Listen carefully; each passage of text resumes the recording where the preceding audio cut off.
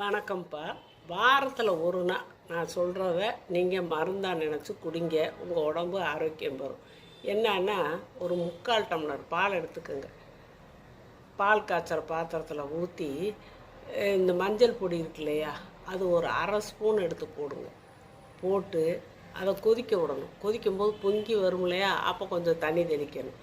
இப்படியே தண்ணி பொங்கி வரும்போது தண்ணி தெளிக்கணும், பொங்கி வரும்போது தண்ணி தெளிக்கணும். இப்படி 10 தடவை அது தெளித்து தெளித்து தெளித்து அந்த இதை நல்லா கொதித்து வேகவும்.